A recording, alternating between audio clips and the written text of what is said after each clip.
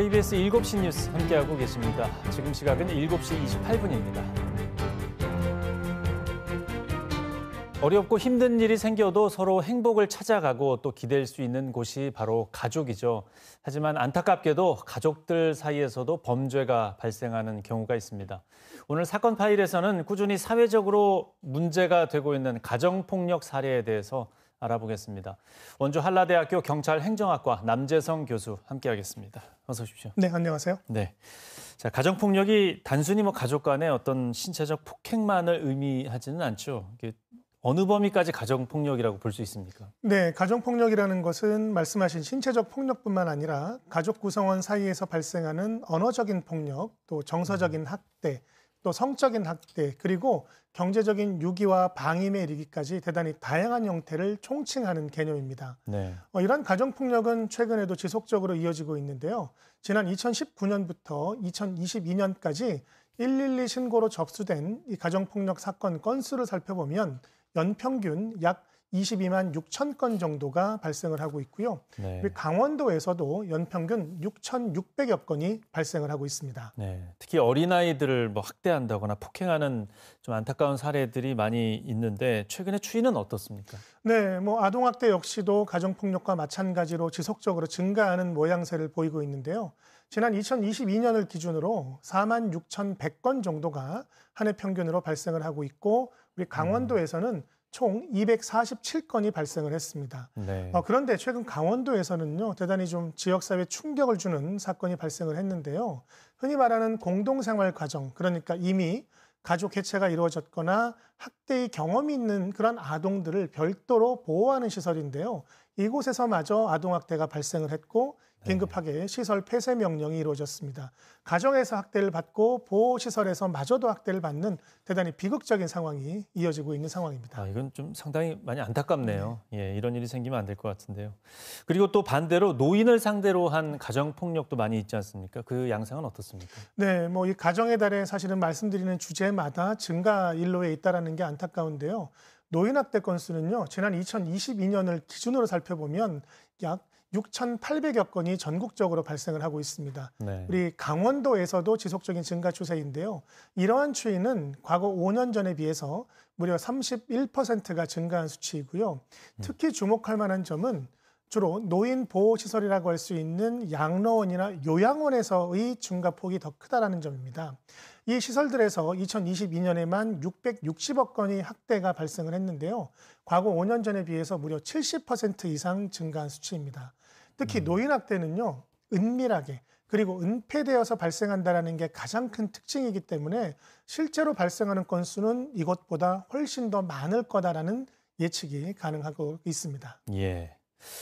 아직까지도 우리 사회에서는 좀 그 가정폭력을 개인사나 가정사로 좀 보지 않습니까? 이게 좀 건드리면 좀 수치심을 많이 느끼지 않을까 이런 좀 생각이 있는데 이제는 좀 적극적으로 개입을 해야 되는 시기가 아닌가 싶은데 어떻게 보십니까? 네, 그동안 사실은 경찰에서도 민사관계 불간섭의 원칙 때문에 가정폭력에 대해서 적극적으로 개입하지 않았고요. 네. 형사사법 단계 전 절차에 걸쳐서 가정폭력의 중요도가 타 범죄에 비해서 상대적으로 많이 떨어졌습니다.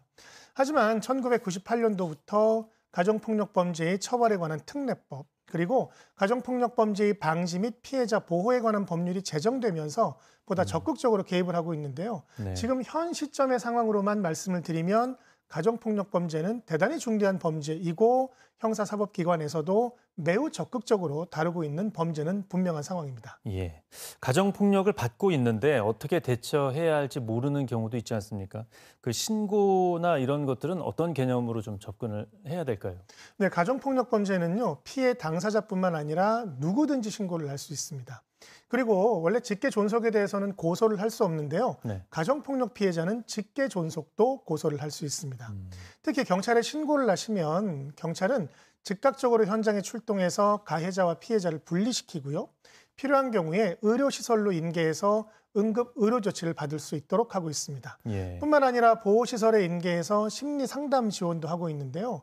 결국 다양한 경찰의 지원뿐만 아니라 또 극단적으로 재범의 가능성이 높거나 긴급하다고 인정될 경우에는 가해자를 주거지에서 퇴거시켜서 격리할 수도 있고요. 피해자의 주거지나 직장으로부터 반경 100km 이내 접근 금지, 또 휴대폰을 통한 그런 접근이 가능하기 때문에 전기통신 매체를 이용한 접근 금지도 이루어집니다. 따라서 피해를 겪으셨으면 피해를 감수하지 말고 적극적으로 신고하는 것이 가장 바람직한 대응 방법입니다. 예, 피해를 받고 있더라도 가족인데라는 개념은 전혀 개선이 되지 않는 선택인 것 같습니다. 일단 신고를 해서 상담을 받아보시는 게 좋을 것 같습니다. 예. 피해자들은 만약에 신고를 하면 어떤 지원을 받게 됩니까? 네, 가장 손쉬운 신고 방법은 1366 여성 긴급 전화가 있고요. 그다음 네. 각 지역에는 가정폭력 상담소가 개소가 되어 있습니다. 그리고 우리 경찰에는요, 케어팀이라고 하는 조직도 만들어져 있어서 예. 다양한 지원이 가능한데요.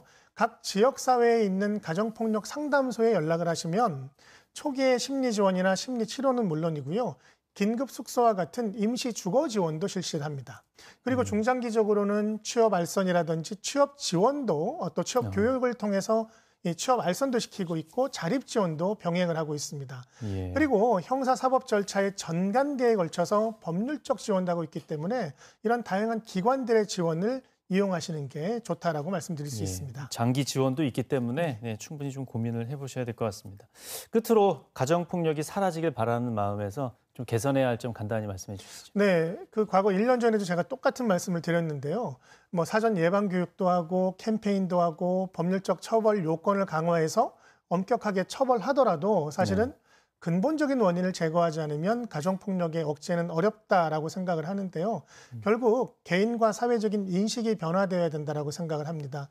더 이상 개인사나 가정사의 문제로 보지 않고 굉장히 중대한 범죄로 인식하는 것이 필요하고요. 이것을 통해서 누구나 잠재적인 피해자 또는 초기의 피해자를 조기에 발굴하고 이들이 신속한 지원과 보호를 받을 수 있도록 하는 그런 통합적 사회 안전망 구축이 가장 시급하다라고 생각합니다. 예, 내년 5월에 같은 주제 말씀 들을 때는 조금 뭔가 나아진 내용을 들었으면 좋겠습니다. 네, 말씀 고맙습니다. 고맙습니다.